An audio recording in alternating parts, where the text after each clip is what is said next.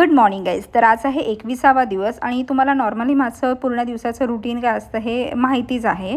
तर म्हटलं आज थोडंसं जे मी 18-20 किलो जे वजन कमी केलं आहे त्यानंतरची जी माझी मेंटॅलिटी आहे त्याबद्दल थोडं बोलावं. मी जेव्हा 88 kg माझी जी जर्नी चालू केली होती तेव्हा मी एवढी स्ट्रिक्टली केली होती, म्हणजे कंटिन्यू 75 दिवसांपर्यंत मी फास्टिंग केली होती. 16 तासांची सुरुवात केली होती, मग ओमॅडसुद्धा केलं होतं, 22 तासांच्या फास्टिंगपर्यंतसुद्धा मी केलं होतं आणि त्यावेळेला मला रिझल्ट पटापट दिसला होता.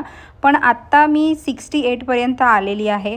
तर त्यामुळे असं वाटतं की एवढी गरज नाही आहे आता. भलेही माझी आत्ताची 30 दिवसांची जर्नी अगदी स्लो झालेली आहे, पण तुम्ही जर माझे जुने व्हिडिओ बघाल ना, अगदी पहिल्यापासूनचे, त्या दिवसांमध्ये मी खरंच खूप मेहनत केलेली आहे आणि हे जे काही 20 किलो वजन कमी केलं आहे आणि एवढा इंच लॉस केला आहे तो मला असाच सहजासहजी नाही भेटला आहे. मी 75 दिवसांमध्ये खूप मेहनत केलेली आहे आणि त्यामुळे आत्ता असं वाटतं आहे की त्या मेहनतीचं फळ मला भेटलेलं आहे.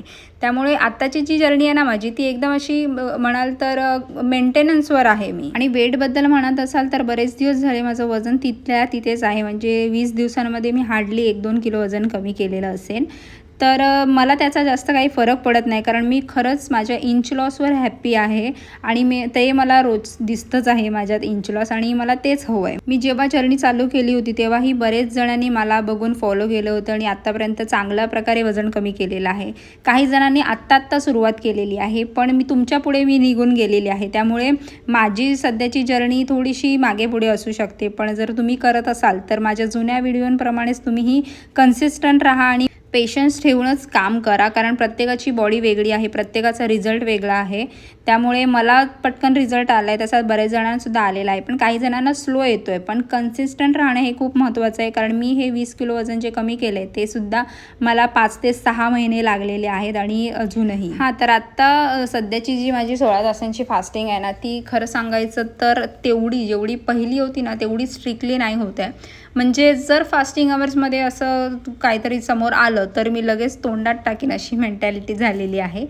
तर आजही तसंच झालेलं आहे. आज होती कोजागिरी. घरी दिवसभर चांगलं सगळं प्रॉपर झालेलं होतं. घरी आल्यानंतर आज बिल्डिंगमध्ये कोजागिरीचं फंक्शन होतं, तर ते सगळं गरबा वगैरे गेम्स वगैरे खेळून झाल्यानंतर म्हणजे रात्री दूध होतं, समोसा वगैरे असं होतं. समोसा तर नाही खाल्ला आहे मी, पण दूध पियालेली आहे आणि तेही फास्टिंग अवर्समध्ये. जे जर तुम्ही स्ट्रिक्टली असाल तर हे अलाउड नाही आहे, मी आधीही सांगितलं होतं.